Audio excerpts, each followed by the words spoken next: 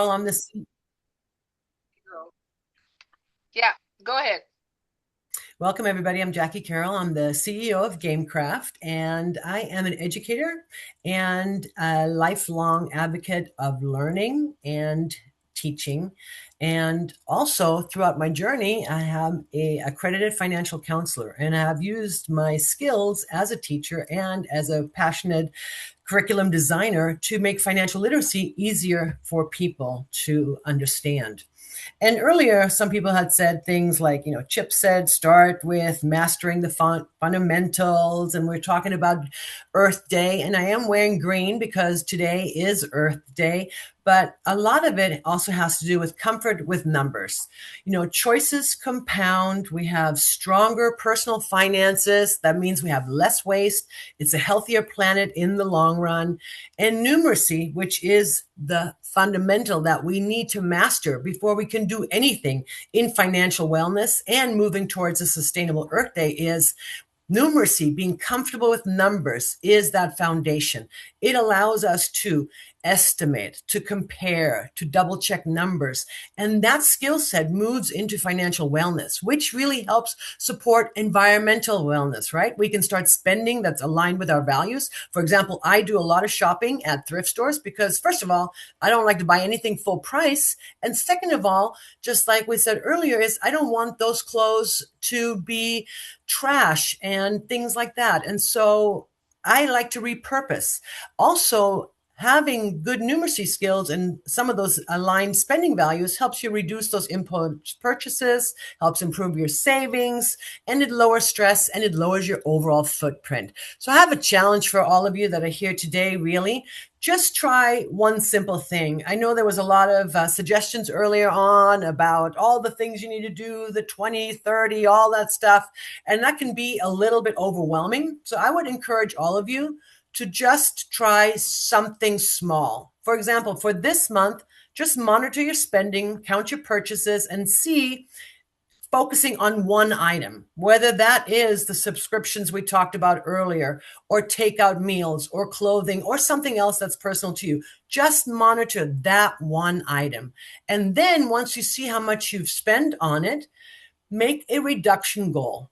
Maybe just something as simple as, hey, 2 fewer takeout orders this month, or cancel one subscription, or something else. But financial literacy and financial wellness begins being comfortable with numbers. That builds into better buying decisions for our budgets and our planets. Having the power to truly compare costs, that's important when you make purchasing decisions between buying something very inexpensive to something that might cost a little more, has better quality. It allows you to help spot waste, and choosing those options will help you reduce emission and pollution over time. So let's play, because Get 9 is the foundation for mastering the fundamentals. It is the foundation of numeracy. And as Elizabeth said, we're also in not only Financial Literacy Month, but we're also focusing on literature at Brightside Video. So one of the things is with Get 9, it's very simple. It's a card and dice game. And you can, though, use the instructions to promote literacy among children, because the great thing is that the instructions are done very simple. They have supporting visual elements, and so that allows kids to learn the information and also process it. And so, for example, you might show them the easy and hard dice, tell them that the wild card means they can use that any way they want. A blank means that you sit out that turn, and then you can show what else you can do as far as combining numbers and the way that you can also use it, whether it's with one dice, with two dice, two combinations, or you can do a cross number calculation. So let's play a couple of things together. So here the hand throw is, and I'm not going to take a lot of time to let you do that because we have a limited amount of people on here today. But for example, you deal your first set of cards and the player got 11, 4, 6, 3 12s, and a 4 and a 4, and you threw a plus and a minus. And a possible calculation could be something like a combo calculation, that is 11 minus 6 equals and plus 4 equals 9, right? You could have another one, which could be all these cards. You pulled your new card, it was a 12, you still had a plus and a minus, and now you're thinking, okay, what are the possible calculations? And I encourage you to think about it. How am I going to get 9? Well, in this case, I saw two ways to get to 9, right?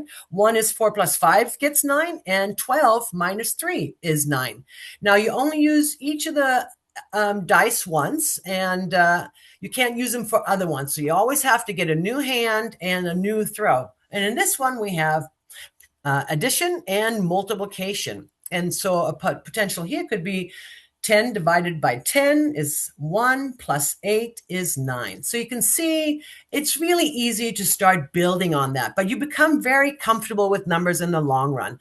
This throw, for example, you have also division and a plus. The calculation is 12 divided by 6 is 2, plus 7 is 9. And one of the secrets to get 9 is when you're playing it, whether you're playing it with grandparents, Bill, if you're playing it with your grandchildren, the goal is, Oretha, the goal is to always lay the cards down, let them see it so that they use both their mind, they also hear the audio, and they see it. 12 divided by 6. Not only are you putting the hands on, we had the other girl here earlier that did the behavior, it helps that reinforce in your mind. And that's very powerful because you're using more than one sense to do the learning, right? You're using audio, you're using bodily kinesthetic, you're using problem solving, which is an introspective strength. And that's why you always lay it down. So here we had several numbers. It was a minus and a division again, same choice. 12 divided by 1 is 1, plus 10 minus 1 is 9. All right. So again, you can use the instructions to help promote literacy, which is something that you can do at the same time while you're promoting math literacy, because you do have a lot of graphics, and graphics help young children start figuring out, well, what do these words mean in relation to what it's all about? All right, so this is our final throw. I'm going to give everybody a chance here to play. The throw is this. So we have 4, 6, 12, 3, 10, 3, 9, 11, and 0. Come up with at least 3 possible combo calculations. That means you're using both dice in a calculation to get to 9. I'm going to set my timer. And I'm going to put it on 3 minutes, giving us 3 minutes. And the first one to get all 3 is going to be entered in some of those drawings that Elizabeth was talking about. All right, I started it, so check it out. You've got 4, 6, 12, 3, 10, 3, 9, 11, and 0. And the dice are division and addition. So at least 3 possible calculations. I'm going to look over here to see where I can see the chat room. So that looks a little bit off the thing. So the first one to type it in will be the winner in those drawings that Elizabeth was talking about throughout the year.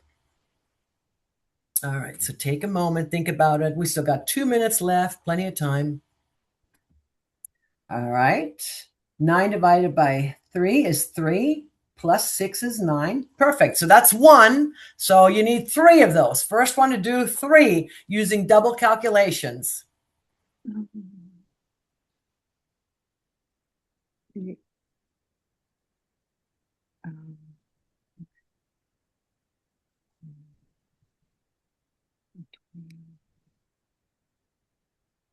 Okay, so Bill Pickney, 9 divided by 3 is 3, plus 6 is 9. Exactly, and that's 1. But I wanted them to pick at least 3 possible calculations to be entered in a drawing for a prize later on.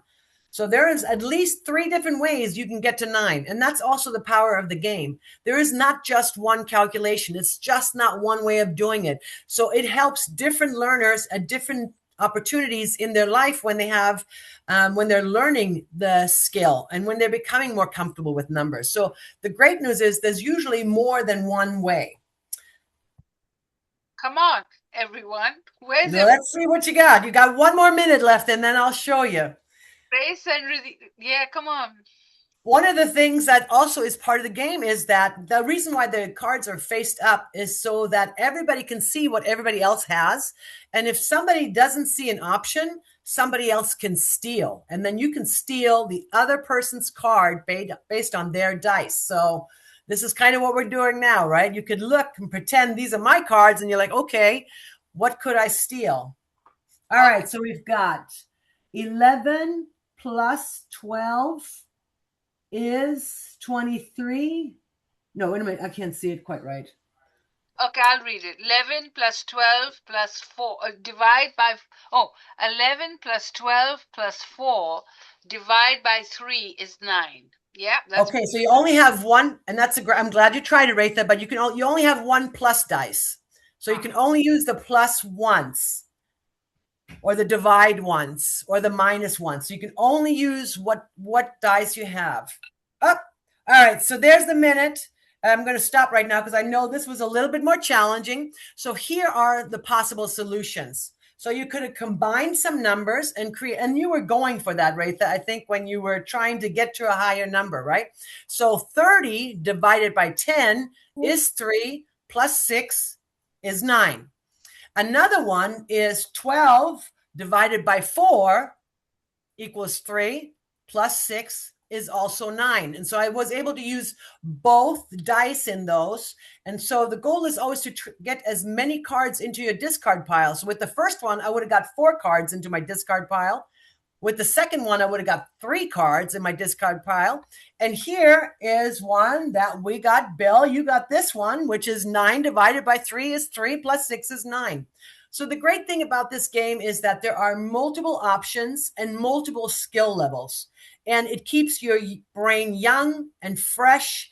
And that is very important as we continue to make good choices to support Earth and Earth wellness, stronger personal financial choices based on feeling comfortable with numbers does create less waste, and it's a healthier planet for us in the long run. So I hope that you take the time to play. You can Get 9 on, of course, Brightside, where you can shop for Get 9, and it's also on Amazon. You can shop there. You can connect with me at gamecraft.us or via LinkedIn. I'd love to hear more about you and connect with you. And I'm going to pass it over and stop sharing right now and pass it over to Elizabeth. Okay, I thought that's great. Thank you so much. We had a lot of people that registered, so I'll make sure that you connect with them with your game, because they were all into math literacy. So I don't know what happened to them, but we'll connect you with them so that you can make a connection. Also, Jacquie, can you come back later this evening? Because I'll play the game. We have a bigger crowd at 7. And also, Bill, if you want to come back this evening, we got so 6 to 7 is the authors, and we're doing all 3 brand new books. And then we have 7 to 9, Robert Butman and AI. So that whole group, which is a whole other group that's added to our group. So if y'all can just bear with us and come back. And Grace, I will let you present your jewelry again as well if you can come back. And then Mother's Day is coming in May. So let's do a one-on-one and see if we can do some promotions for Mother's Day with the jewelry as well. Yeah. I won't be able to come back, Elizabeth. I only had this morning to dedicate to attend, and that's why I came in a little early to support the group and things like that. And so